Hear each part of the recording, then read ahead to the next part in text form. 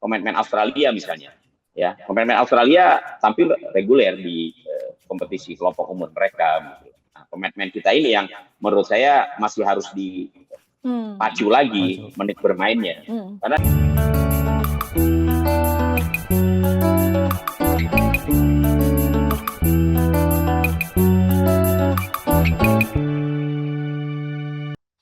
halo, selamat pagi. Salam olahraga. Salam olahraga, Bung Kasit. Bung Kasit, semalam ada pertandingan seru banget sebenarnya nih timnas Indonesia lawan Australia. Meskipun hasilnya harus buruk untuk skuad Garuda Muda nih. Ini menurut Bung Kasit gimana penampilan timnas Indonesia U19 malam nih, Bung Kasit?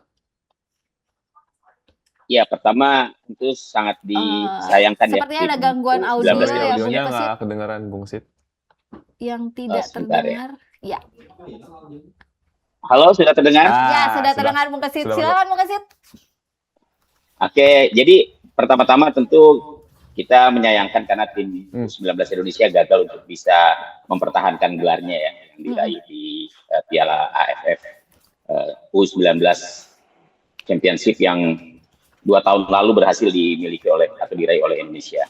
Ya, kalau bicara soal kenapa Indonesia gagal mengalahkan Australia sehingga kita gagal untuk melangkah ke final, ya sekali lagi karena menurut saya memang secara kualitas harus kita akui Australia lebih baik. Walaupun ada perlawanan yang begitu sengit diperlihatkan oleh pemain-pemain Indonesia, tapi Australia lebih dominan.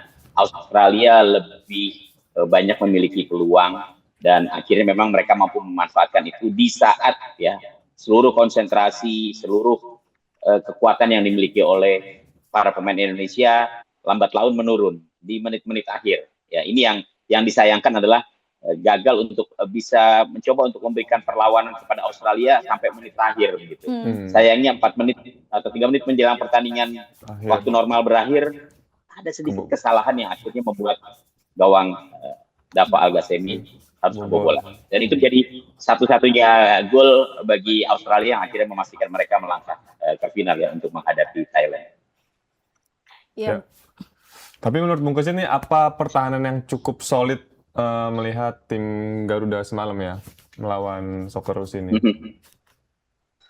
Ya kalau pertahanan Indonesia saya kira sangat solid ya. Kita lihat bagaimana perjuangan yang diperlihatkan oleh itu Panji, kemudian Becker yang diturunkan sejak menit awal, kemudian juga Fabio, kemudian di barisan tengah juga kita melihat bagaimana Isfandiar misalnya tampil begitu baik, kemudian Nazril juga tampil begitu baik ya dengan determinasi yang begitu tinggi, mencoba memutus serangan Australia dari tengah. Tapi ya lagi-lagi ketika seluruh kekuatan dikeluarkan, tapi kemudian lawan masih tetap mendominasi jalannya pertandingan. Pada akhirnya memang kemarin itu seperti Indonesia tinggal menunggu waktu aja, gitu ya. Kapan gol dari lawan itu tercipta. Tapi secara umum saya kira apa yang ditampilkan oleh para pemain Indonesia ya di bawah asuhan pelatih Nova Arianto sudah begitu baik, ya, sudah begitu baik. Secara kualitas mereka baik ya. Tapi ya kita harus tetap mengakui bahwa Australia masih lebih bagus ya dari Indonesia. Ya mereka tampil begitu solid, koordinasi permainan mereka, transisi bertahan mereka, penyerang itu juga sangat baik ya. Terus memberikan tekanan kepada Indonesia yang berupaya untuk bisa membobol pertahanan Australia.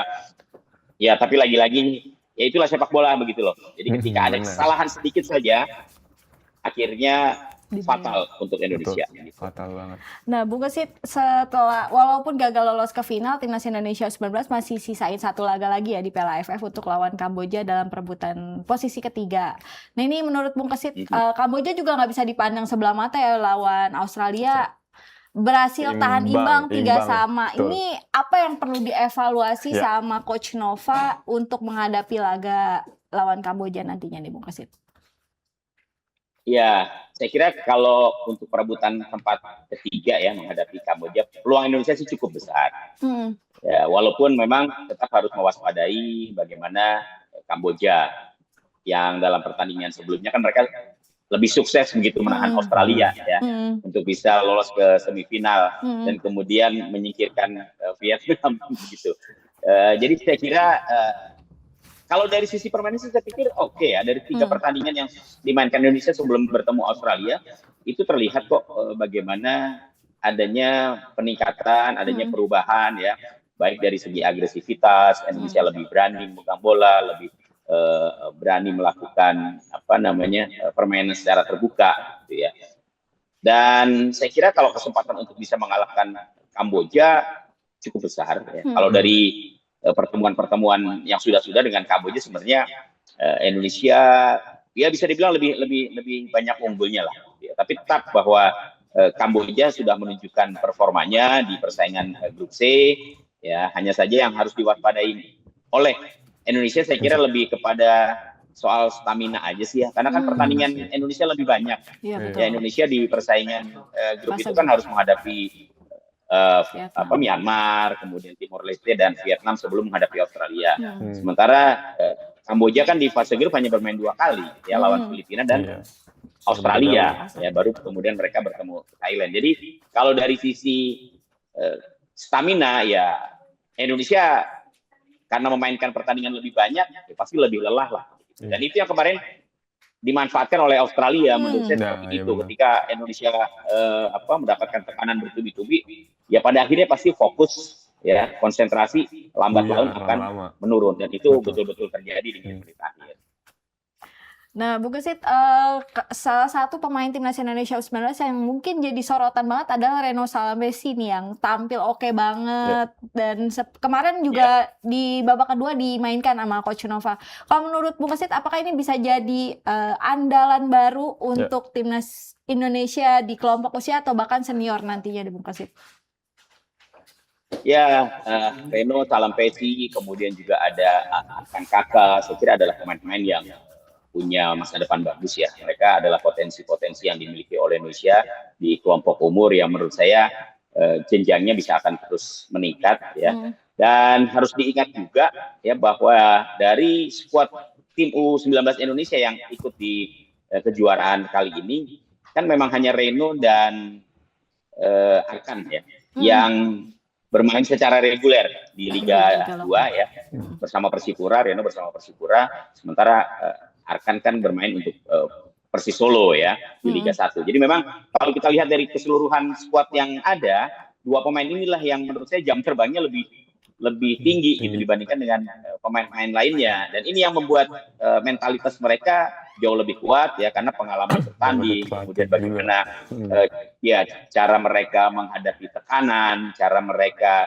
melepaskan diri dari kawalan pemain lawan itu lebih terlihat gitu ya. Ya tanpa mengurangi peran dari pemain-pemain lainnya lah, seperti Isfandiar, kemudian juga Putu Panji, termasuk juga penjaga gawang Dava. Saya kira mereka adalah pemain-pemain yang juga perannya sangat-sangat besar ya. Dan ini juga menjadi salah satu sinyal juga lah bahwa mereka punya potensi yang sangat kuat ke depan sebagai calon pemain timnas senior.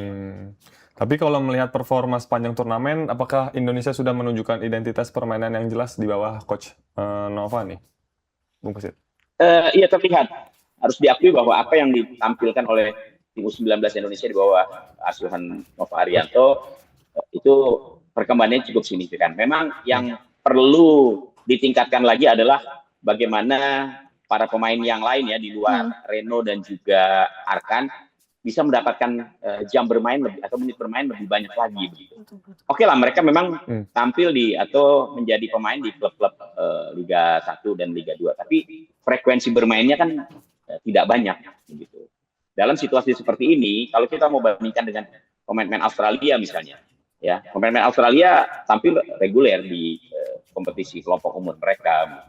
Nah, pemain-pemain kita ini yang menurut saya masih harus pacu lagi menit bermainnya, karena di kompetisi itulah mereka bisa belajar keluar dari tekanan, mereka bisa belajar bagaimana mengambil keputusan secara cepat pada saat dalam tekanan atau pada saat dalam melakukan serangan misalnya seperti itu. Ya, dan ini yang menurut saya masih kurang dari pemain-pemain Indonesia yang tergabung di kelompok umur. Nah, Bung Kesit, kalau bicara soal Matthew Baker nih, Bung Kesit, kan dia di tengah persiapan untuk tampil di Piala AFF, tiba-tiba dipanggil sama Coach John Herman untuk main di Timnas Ya, Indonesia Senior. Kalau menurut Bung Kesit, ini sebenarnya ada pengaruhnya nggak sih buat ganggu ke persiapan Piala Iya. AFF-nya? Atau malah ini jadi hal penting karena Matthew Baker bawa pengalaman lebih dari senior untuk dibawa ke U19 nih, Bung Kesit? ya pemanggilan Matthew Baker ke timnas senior memang kalau menurut saya sih lebih kepada bagaimana memberikan kesempatan kepada Matthew Baker untuk merasakan atmosfer pertama kalinya tampil di timnas senior. Walaupun tidak lama ya, dia diturunkan gitu di debutnya pada saat Indonesia menghadapi FIFA Matchday kemarin.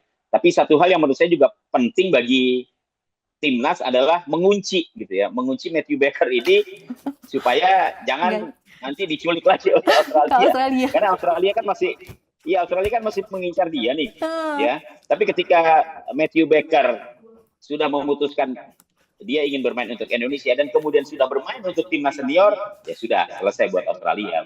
Kalau dia masih bermain di kelompok umur, masih ada kesempatan tuh bagi Australia untuk mengambil Matthew Baker gitu. Ya bisa aja mereka menggoda terus kan. Tapi setelah Matthew Baker tampil di timnas senior, ya sudah berarti dia memang betul-betul ingin bermain untuk Indonesia dan saya kira Australia sudah tidak bisa mengganggu dia lagi untuk bermain memperkuat tim soccer itu. Tapi yang penting bahwa penampilan Baker itu menjadi sejarah baru ya bagi pemain muda Indonesia yang kemudian tampil bersama timnas senior. Dan satu lagi adalah saya kira sih tidak terlalu mengganggu lah di AFF ya. Memang dia harus terbang ke Medan begitu ya, ke Jakarta. Tapi buat masa depan dia saya kira ini sebuah keputusan yang sangat positif ya, menempatkan dia atau menarik dia sementara untuk bermain di timnas senior. Bung Kesit, menurut Bung Kesit, posisi mana yang perlu menjadi perhatian utama nih kalau misalkan tim ini dipersiapkan untuk level turnamen Asia? besar lainnya, betul, Bung Kesit. Ya, saya kira di barisan depan kita masih harus lebih tajam lagi ya. Kalau kita lihat sebenarnya dia di dua pertandingan awal ketika menghadapi Myanmar, kemudian menghadapi Timor Leste, begitu ya. Sebenarnya kan chance atau peluang yang dimiliki oleh Indonesia itu cukup banyak begitu. Tapi ya karena penyelesaian akhir yang kemudian juga ketajaman dari pemain depan kita yang mungkin masih kurang, ini yang kemudian membuat peluang yang begitu banyak itu tidak seluruhnya bisa menjadi gol. Gitu. Jadi di barisan depan saya kira harus ada pemain yang bisa lebih tajam lagi. Kalau di barisan tengah saya kira sudah oke ya. Bagaimana kemudian mereka bisa berkoordinasi secara baik. Kemudian di lini pertahanan juga oke menurut saya. Karena dari 3 pertandingan di fase grup kan kita sukses ya. Untuk bisa bermain begitu baik, khususnya di lini pertahanan. Jadi di barisan depan masih ada pekerjaan rumah untuk Coach Nova Arianto, ya mungkin bisa mengasah lagi ketajaman pemain depan. Ya syukur-syukur ada pemain baru yang mungkin bisa lebih tajam lagi nantinya. Nah, Bung Kesit, kalau ngelihat skuad dari U19 sekarang, ada potensi nggak nih kalau untuk Piala AFF nanti ada yang diboyong sama Coach John Herman untuk main di level senior, atau kayaknya emang harus pelan-pelan dulu deh kejajakin ke level kelompok usia, Bung Kesit? Iya, saya kira kemarin kan John Herman juga menyaksikan langsung di Medan ya, pertandingan semifinal antara Indonesia menghadapi Australia, dan itu kan adalah bagian dari pengamatan dia, bagian dari upaya dia untuk mencari talenta-talenta baru di usia 19 ya, yang pastinya kebutuhannya adalah untuk U20 ya, bisa untuk U21 juga dan U23 gitu. Dan pemain-pemain yang saya kira punya potensi untuk dilirik lah oleh selain Matthew Baker ya, seperti Panji saya kira bisa, kemudian Evandra, Florasta ya, termasuk juga penjaga gawang.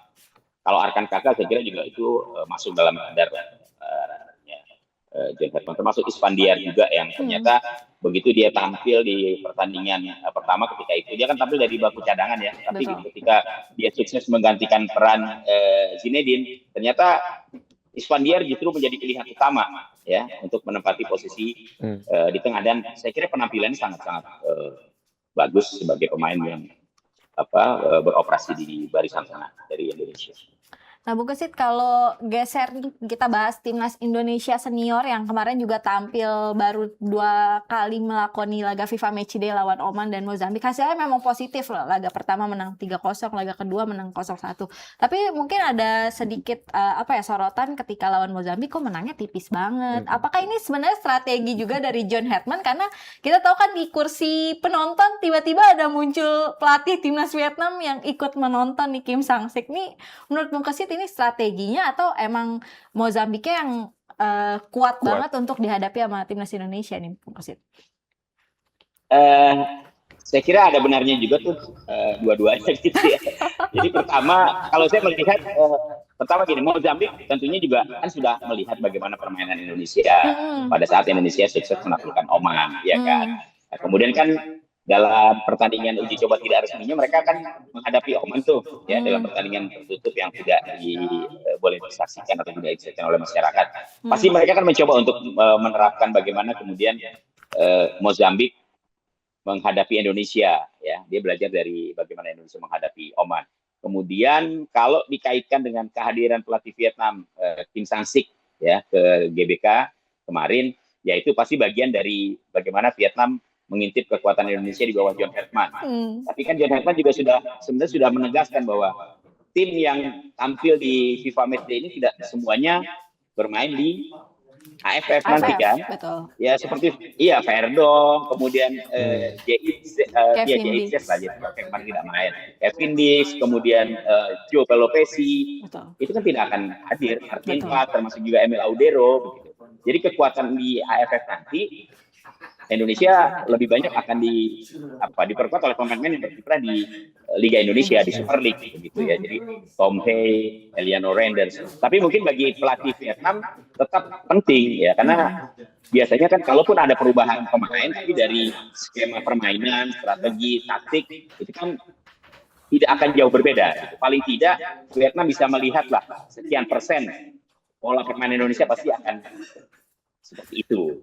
Dan ini penting buat mereka di saat Indonesia memang menjadi negara yang saat ini di kawasan Asia Tenggara ya termasuk negara yang sukses kan, karena bisa melangkah hingga round 4 di kualifikasi Piala Dunia 2026 lalu.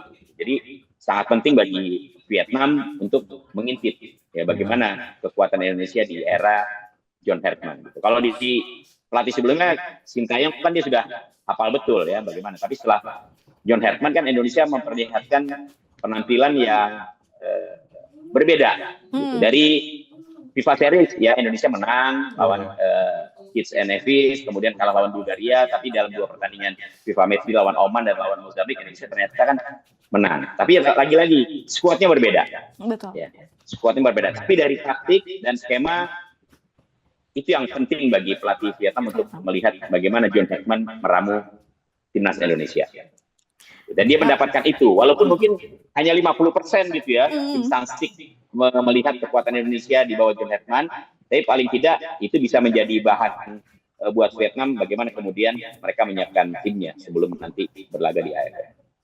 Nah, Bung Kesit, kalau ngelihat performanya timnas Indonesia senior juga kan di bawah pelatih John Herdman ini mulus banget, bagus banget. Terus kemarin pas lagi pemusatan latihan, Coach John Herdman sempat bilang nih, kayak kita perlu jangan main di kandang mulu deh nih kalau lagi laga-laga uji coba. Sekali harus laga tandang. Menurut Bung Kesit, penting nggak sih nih Bung Kesit ngelakuin laga tandang juga kalau lagi FIFA Matchday gini timnas Indonesia, Bung Kesit?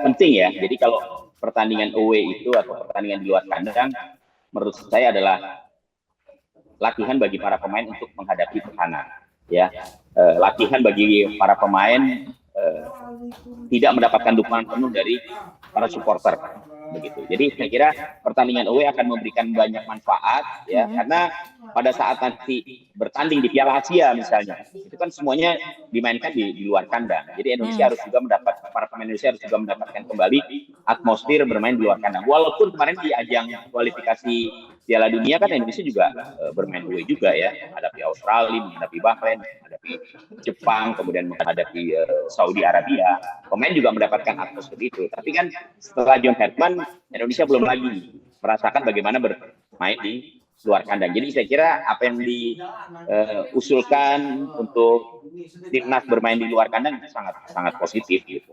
Para pemain perlu merasakan atmosfer bermain di luar kandang. Nah, Bung Kosit bicara soal supporter, kemarin juga pas lagi laga timnas Indonesia lawan Mozambik ada yang lagi rame-rame tuh yang supporter tiba-tiba mencemooh Beckham Putra, dan ini jadi sorotan juga buat pemain-pemain lainnya yang akhirnya memberikan dukungan kepada Beckham Putra. Pesan apa nih yang Bung Kosit mau sampaikan kepada supporter yang kayak gini-gini nih? Apalagi nih notabene lagi bela timnas Indonesia, tiba-tiba masih bawa sentimen yang nggak perlu lah gitu. Ya, pertama saya ingin memberikan salam lebay kepada supporter yang seperti itu, gitu ya. Itu menurut saya supporter yang norak gitu ya, tidak pada tempatnya gitu. Betul. Dia hadir di stadion utama GBK untuk menyaksikan tim nasional bermain gitu ya. Seharusnya dukungan itu full diberikan kepada seluruh pemain dari manapun. Betul. Para pemain Indonesia itu berasal. Gitu. Kalau kemudian masih membawa identitas klub misalnya di event seperti tim nasional, ya nggak pas gitu. Makanya saya bilang itu lebay. Gitu. Dan kadang-kadang para oknum lah, saya katakan oknum supporter ini suka lupa gitu. Padahal tingkah pola mereka itu pasti ada aja yang memvideokan, ada aja yang merekam gitu. Ya, dan buktinya kan betul. Ada rekaman-rekaman yang kemudian beredar. Jadi nggak bisa lagi ngumpet-ngumpet gitu. Kalau waktu zaman saya masih di liputan di lapangan sih belum ada video itu. Mau teriak, mau mengumpat, mau mencaci maki, tidak ada yang merekam, nggak ada yang foto gitu kan. Kalau sekarang kan dunianya sudah berbeda. Dunia medsos ini kan dahsyat sekali gitu ya. Semua pemain, maksudnya semua penonton itu pegang HP gitu kan. Nggak ada yang nggak pegang HP. Pegang HP semuanya ngerekam segala situasi, apapun suasana pasti direkam. Dan itu yang mungkin dilupakan oleh oknum-oknum lebay seperti ini. Jadi kalau kemudian ada ancaman dari PSSI untuk memblacklist supporter seperti ini, ya saya setuju. Kita nggak perlu lah supporter kayak gitu. Dia suruh di rumah aja nontonnya dari TV aja. Dia teriak-teriak sendiri, dia maki-maki sendiri kan nggak ada yang dengar. Ya, yang dengar cuma orang-orang di rumahnya aja gitu kan. Nggak ada yang ngerekam pula gitu kan. Kalau begini urusan saya jadi repot. Ya, dia nggak bisa lagi, kalau di blacklist dia nggak bisa lagi nonton. Kalau cuma di blacklist di timnas, kalau di seluruh stadion, berarti kan dia nggak bisa lagi menikmati pertandingan-pertandingan di dalam stadion. Gitu. Ya, jadi ini pelajaran berharga. Supporter harus bersikap bijaksana. Di mana dia memberikan dukungan untuk klubnya, di mana dia saat berada membela tim nasional. Ketika berada di tim nasional, melihat tim nasional, ya merah putih lah yang dilihat. Nggak boleh lagi ada merah, ada kuning, ada oranye, ada hijau, gitu. Semuanya membela merah putih. Bung Kosit, terakhir nih Bung Kosit, di Euforia Piala Dunia 2026, siapa nih tim yang didukung Bung Kosit nih Bung Kosit yang diprediksi bisa juara nih di tahun ini nih? Ya, sebenarnya kalau secara fanatik sih saya nggak ada ya. Saya dukung. Tapi kalau boleh gitu memfavoritkan Brasil dan Spanyol dan Prancis. Ya, saya kira ini 3 tim yang tampaknya bakal menjadi kandidat kuat di Piala Dunia 2026 ini. Tapi kan pertandingan baru dimulai, ya, dan kita akan melihat bagaimana sepak terjang negara-negara yang selama ini mendominasi Piala Dunia.